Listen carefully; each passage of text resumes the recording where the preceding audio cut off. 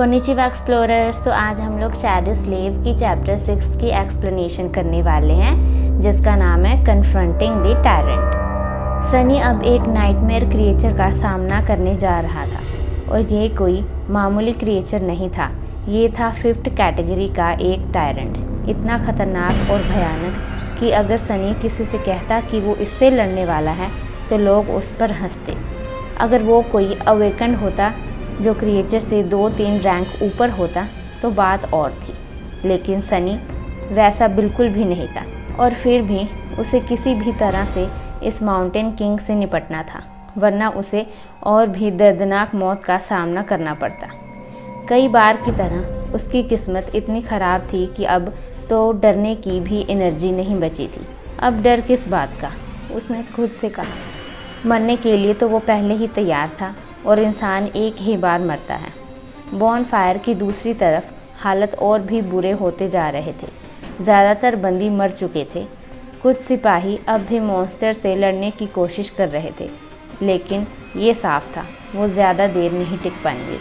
सनी ने अपनी आँखों से देखा, वो टायरेंट एक मरे हुए बंदी को उठाता है, उसकी चेन हवा में झूलती है, फिर वो अपने विकराल मुंह को खोलता है और एक ही झटके में बंदी का शरीर 2 हिस्सों में बँट जाता है। बस खून से सने अधूरे हाथ शैकल्स में रह जाते हैं। माउंटेन किंग की 5 मिल्की आइज़ बिना किसी भावना के दूर अंधेरे में घूर रही थी। जब वो उस शरीर को चबा रहा था, खून की धार उसके जबड़े से बहती चली गई।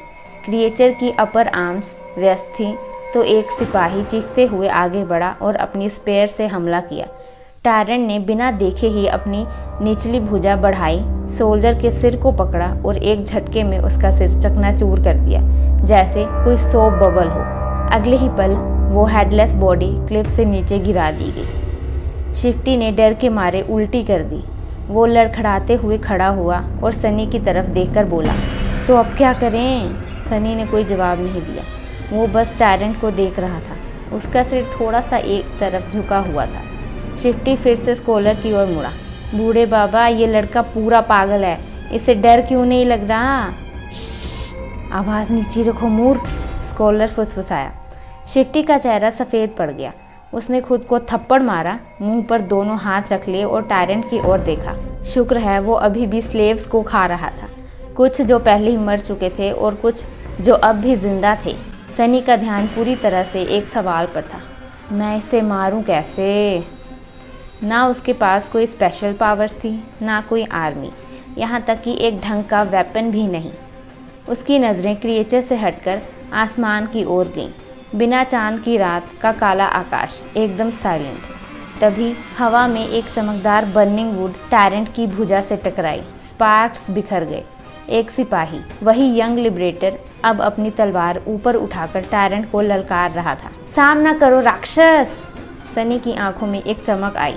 डिस्ट्रैक्शंस, यही तो चाहिए था, क्योंकि वो खुद तो टायरेंट को मार नहीं सकता था, पर उसे गिराया जा सकता था ग्रेविटी की मदद से। अगर मैं इसे नहीं गिरा सकता तो गुरुत्वाकर्षण गिरा देगा। हीरो ने मौका बना दिया था। अब सब कुछ उस सोल्जर की ब्रेवरी पर डिपेंड करता था। वो कितनी देर तक क्रिएचर को उलझाए रख सकता है।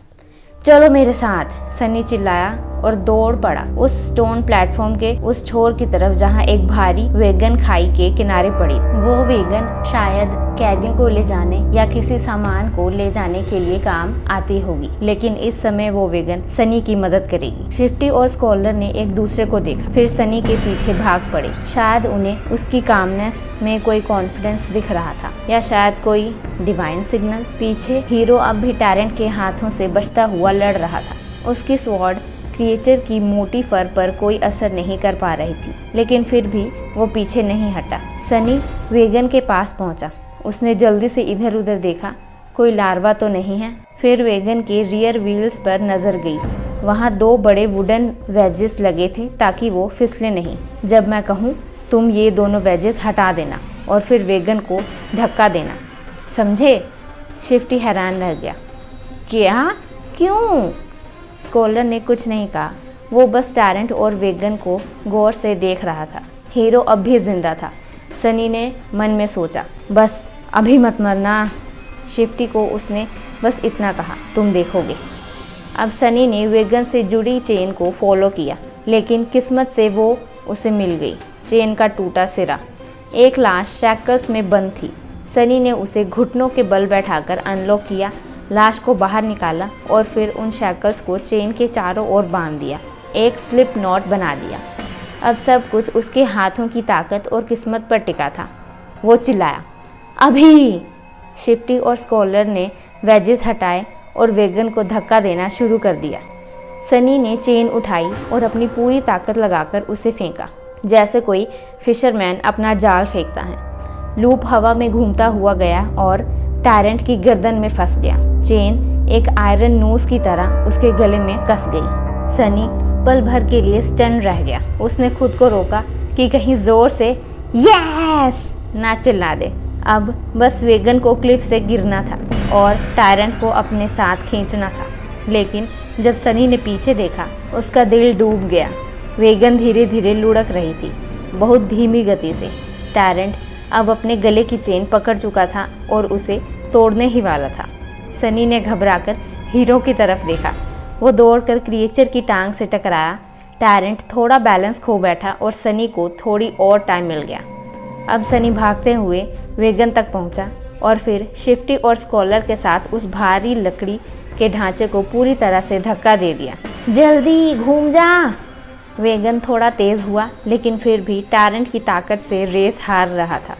अब सब कुछ एक ही बात पर निर्भर करता था, पहले कौन जीतेगा, वेगन की ग्रेविटी या टायरेंट की ब्रूट फोर्स। और ये चैप्टर यहीं पर ख़त्म हो जाता है। अगर आपको ये वीडियो पसंद आई हो तो हमारे चैनल को सब्सक्राइब और वीडियो को लाइक ज़रूर करें। तो तब तक के लिए मिलते हैं हम आपको नेक्स्ट वीडियो में। तब तक के लिए मत ताना।